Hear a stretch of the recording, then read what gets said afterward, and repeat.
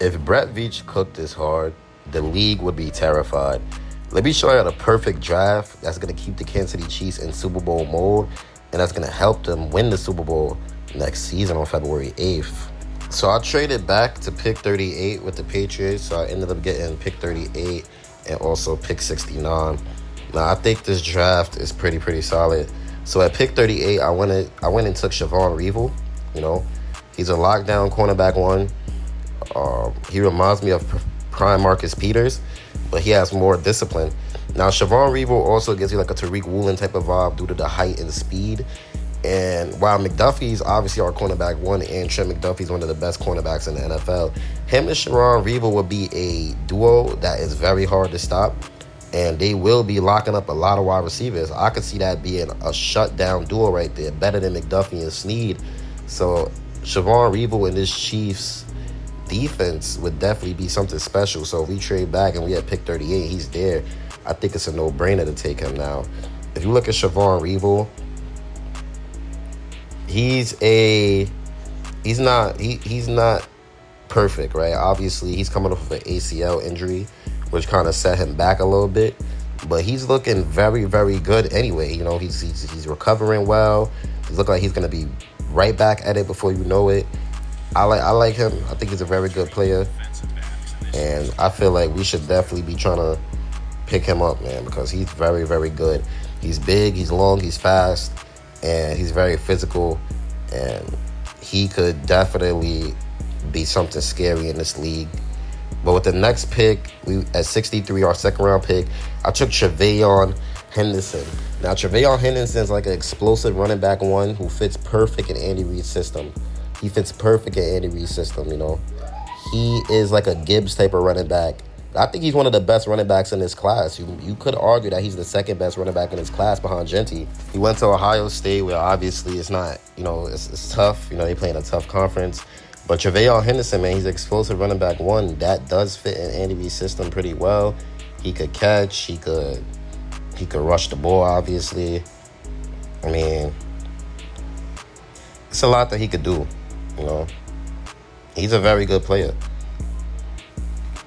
That's why I feel like him on the Kansas City Chiefs would absolutely be scary, you know, because he is ready. He's NFL ready. He played with Juckins as well, who's another great running back. So for him to be splitting with Juckins and still putting up that amount of numbers that he put up, it just goes to show you. And he's obviously was a big part of why they won the national championship. But if you look at Tre'Veyon Henderson, he is 5'10", 202 pounds. He blocks very well. He's quick. He runs a 4.43.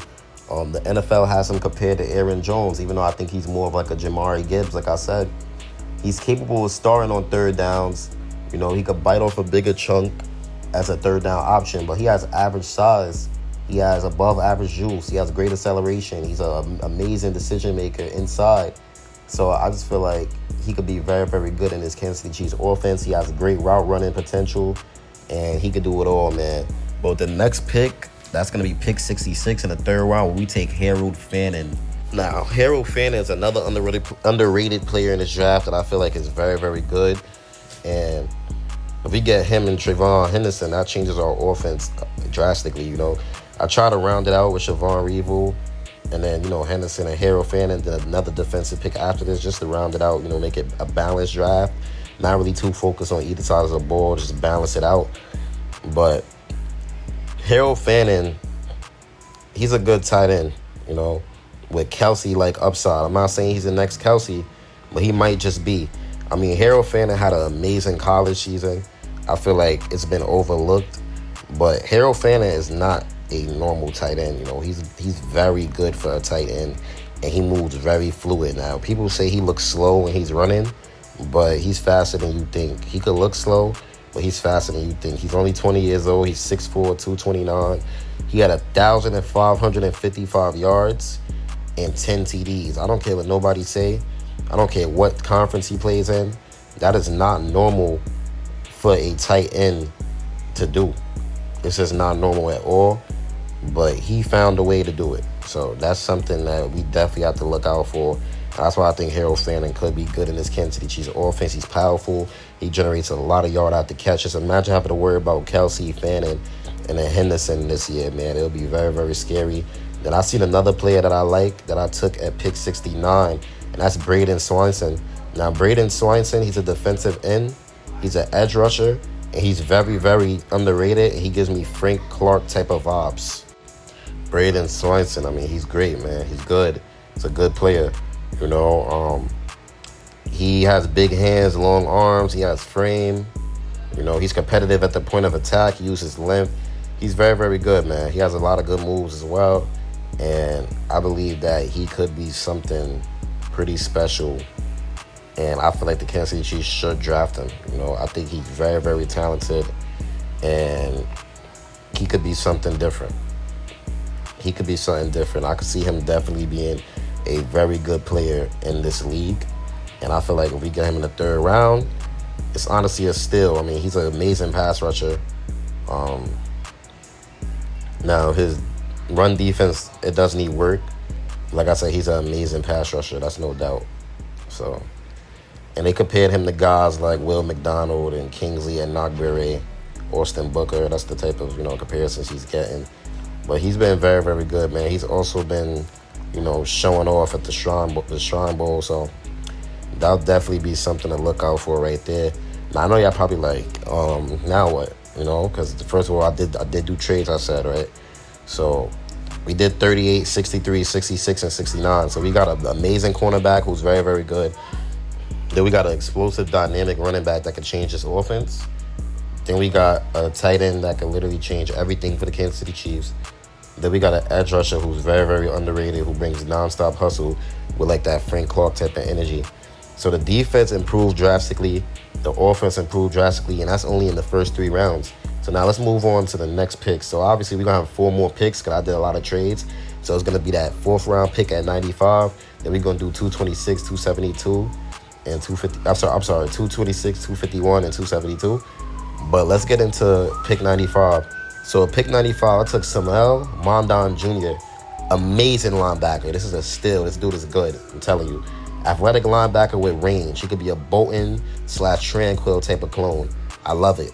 I love it. Man, do I love it. I think he'll be amazing in this defense. Even though we have 3 linebackers already, I say we just add him just to add more linebacker depth because the dude is a stud, man. People, man, at linebacker, that dude's a steal at the draft. I'm telling you, he's going to be very, very good. He's going to shock a lot of people. Samuel Mondon Jr., I love it, man. I love the pick. I think he's a very good player. He's definitely above average. Yeah, man, I want to see him. I want to see him play ASAP in the NFL. He's speedy. He can do everything. You know, you can put that man everywhere. I'm telling you, the dude's a stud. He's a stud, man. He's a stud. He's a stud. He's fast. He can run. You know, he's physical. He can tackle. He does everything. He can blitz. I mean, just a perfect Spags type of linebacker. Now, with these next picks, I'm not going to lie. I'm not showing pictures of these guys because it's literally the last rounds. So at 226, I took Isaiah Stackhouse. He's a run-stuffing tank from the SEC. He played in Georgia. So I feel like even though he's going in the 7th round, he could be an underrated DT that could definitely be a huge run stopper, but he ain't going to get no sacks. Then at 251, I took LeJohn Stay-Wester. That's the guy from Colorado. I think he had 1,000 yards. He's pretty good in Colorado. Definitely a good wide receiver. Probably just got a lot of hate because he went to Colorado, but he's a shifty slot wide receiver. He's a gadget player that could shine in Kansas City's offense, so we don't have to take a wide receiver early. We can just take that dude in the 7th, and we'll be pretty good with that. And then like the DT thing, we could take a DT early, but if we take Siobhan Revo, Henderson, Harold Fanner, and Braden Swanson early, then we could sacrifice taking a DT late because Isaiah Stackhouse is definitely a good run stopper, and I could tell y'all that. But we also could take, with the last pick, it was pick 272, Yaya Black. That's another defensive tackle. He's raw, but that 6'6" frame is scary if it's developed right. So those are 2 DTs. They're going to be projects, but it's better than, nothing. So to wrap it all up, man, if y'all like this video, let me know, like and subscribe. This draft, it gives Mahomes weapons. It gives Spags some new demons on that defense.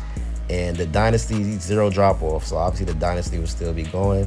Spags will get his new demons. And that draft gives Mahomes some weapons. So drop a like if you'll take this draft right now, man. I think this draft can set us up. I'm gonna have more. I'm probably gonna drop like 2 more mock drafts for the draft. And just subscribe if you're ready for more Chiefs moves all off season and Chiefs videos. So it's been your boy Chiefs Priority, and I'm out, man. Peace.